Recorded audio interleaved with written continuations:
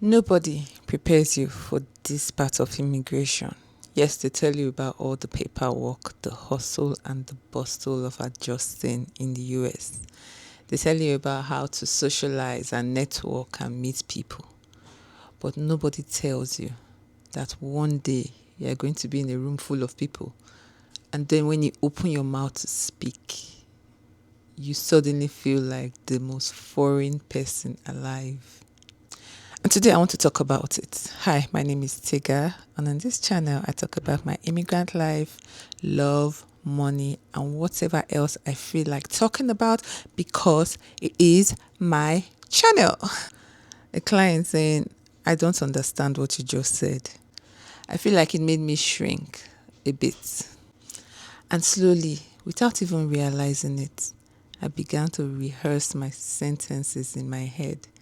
I began to second guess using certain words that I felt like was going to sound weird or strange in my accent. I began to rethink the things that I wanted to say. And the worst part, I started to believe that there was something wrong with my accent. I started to believe that there was something wrong with the way that I spoke. Because why on earth is she asking me to repeat myself 3 times?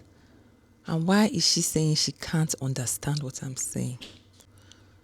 That I express myself pretty well. That's what I thought anyway. But here's the part of having an accent that people don't realize. The fact that I have an accent means that I probably speak more than one language. And the people who judge you by the way you speak usually only speak just that one, English. And to be honest, I don't think they do it very well either. I started to come to the realization that there was nothing wrong with the way that I spoke. I spoke clearly. I spoke eloquently. I did make an effort to start to speak slowly. But I made up my mind that I was no longer trying to make you understand me. I will not try to switch. If you're an immigrant living in the UK or in the US, you know what the switch is. You guys know how it is when we are speaking to our family and friends and we're talking like the way our Nigerian way.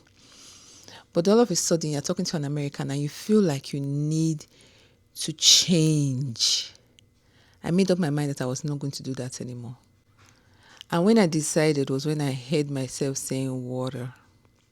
For crying out loud. What is that? What happened to the tea? We speak clearly. We speak good English. And I decided I will not let this happen again. I said to myself, my accent is my journey. Every word carries where I come from, carries my identity, who I am. If you listen to me, you will hear Nigeria in my accent. If you listen even closer, you will hear worry somewhere underneath. And I will not toss it or throw it away for anyone. And here's what I learned about confidence. People don't actually respond to how you sound as much as they respond to how you carry yourself. When you speak with hesitation, people feel that hesitation before you even process your words. But when you own your voice, accent, and all, the whole energy shifts. I have watched people with thick accents command entire rooms, not because they sound American, but because they were unapologetic. For me, the turning point was when I realized that I was starting to sound like somebody else. And the version that I was trying to sound like did not sound confident. So I made a decision. I stopped apologizing for my accent. I slowed down when I needed to. I spoke clearly and I let people catch up. If someone could not understand me, that became a communication problem that we solved together, not a me problem that I need to fix. If you are watching this video right now and you are in that place where your accent is your biggest insecurity, I just want you to hear this. You crossed an ocean or a border, or at least just changed your life. You learn to navigate a system, a culture, a language that wasn't designed for you. And you are still here, and you are still speaking, and you are still showing up. This accent isn't your weakness. My people, it is proof. Don't shrink. Don't disappear. Take up space and stand proud. If this hits some with you, share it with someone who you think needs to hear this.